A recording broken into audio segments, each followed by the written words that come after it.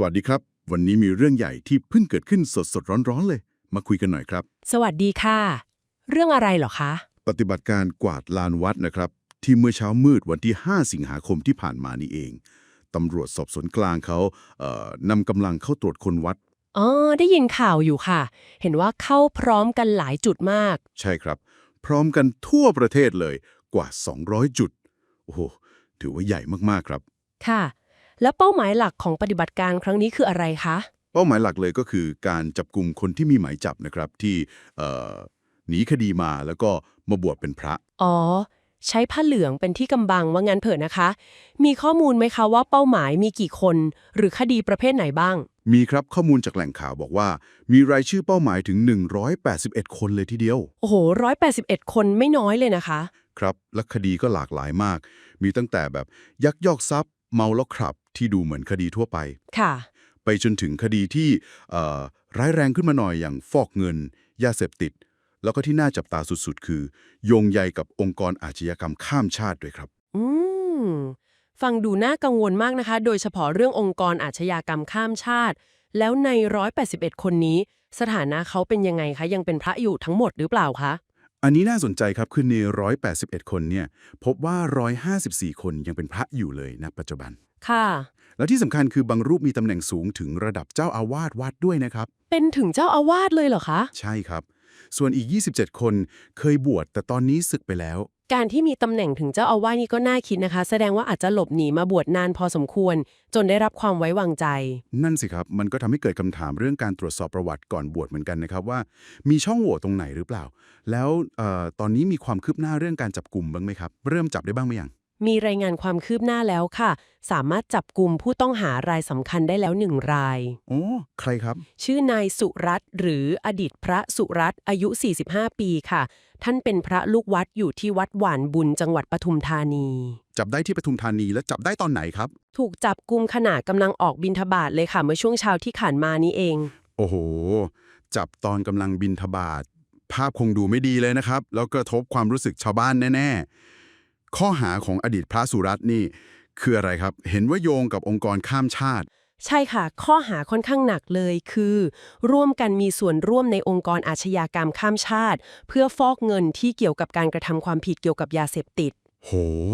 ข้อหาหนักจริงๆครับ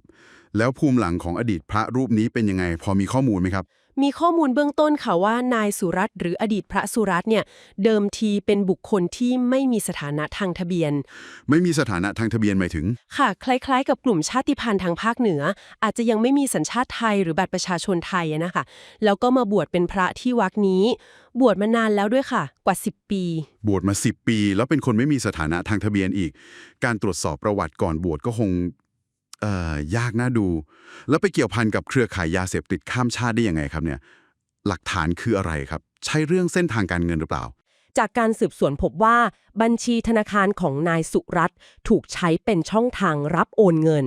รับโอนเงินค่าอะไรครับคาดว่าเป็นเงินที่เกี่ยวข้องกับค่ายาเสพติดของเครือข่ายข้ามชาติค่ะอันนี้เป็นหลักฐานสำคัญเลยที่เชื่อมโยงเขากับคดีนี้แล้วทางอดีตพระสุรัตน์เขาให้การว่ายังไงบ้างครับ ยอมรับไหมเบื้องต้นนะคะนายสุรัตน์ให้การภาคเศษค่ะภาคเศษว่ายังไงครับเขาอ้างว่าเคยมีคนที่เป็นกลุ่มชาติพันธุ์เดียวกันมาทำบุญที่วัดนะคะแล้วก็มาพูดคุยตีสนิทแล้วก็ขอยืมใช้บัญชีธนาคาร ขอยืมบัญชีค่ะแล้วเขาก็อ้างว่าเขาไม่รู้เลยว่าคนที่ยืมไปจะเอาบัญชีไปใช้ทำเรื่องผิดกฎหมายแบบนี้อืมก็เป็นคำให้การที่ต้องไปพิสูจน์กันต่อไปนะครับว่าจริงเท็จแค่ไหนใช่ค่ะตำรวจก็คงต้องสืบสวนสอบสวนอย่างละเอียดต่อไปครับแต่กรณีนี้นี่ก็เป็นแค่หนึ่งในเป้าหมายกว่า180คนของปฏิบัติการกวาดลานวัดครั้งนี้ใช่ไหมครับแสดงว่ายังมีอีกหลายคดีหลายพื้นที่เลยถูกต้องค่ะนี่เป็นเพียงส่วนหนึ่งเท่านั้นปฏิบัติการยังดำเนินอยู่นะคะยังไม่จบแล้วก็ทางกองบัญชาการตำรวจสอบสวนกลางหรือบชกจะมีการแถลงข่าวสรุปผลอย่างเป็นทางการอีกครั้งครับก็คงต้องรอฟังแถลงการฉบับเต็มอีกทีว่าจับได้กี่คนคดีเป็นยังไงบ้างค่ะ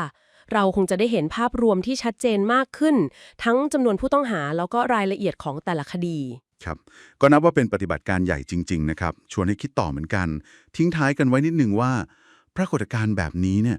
มันสะท้อนอะไรบ้างครับค่ะมันสะท้อนช่องโหว่ในระบบ การคัดกรองคนก่อนบวชหรือว่ามันกำลังบอกเราว่าเครือข่ายอาชญากรรมเดี๋ยวนี้เขาปรับตัวแทรกซึมไปในรูปแบบที่ซับซ้อนขึ้นคาดไม่ถึงมากขึ้นกันแน่ เป็นคำถามที่สำคัญมากเลยค่ะ แล้วก็เป็นความท้าทายเลยว่าจะวางแนวทางป้องกันปัญหานี้ในระยะยาวได้ยังไง เพื่อไม่ให้สถาบันศาสนาต้องมามัวหมอง หรือกลายเป็นแหล่งพักพิงของผู้กระทำผิดไปได้ง่ายๆแบบนี้อีกนะคะ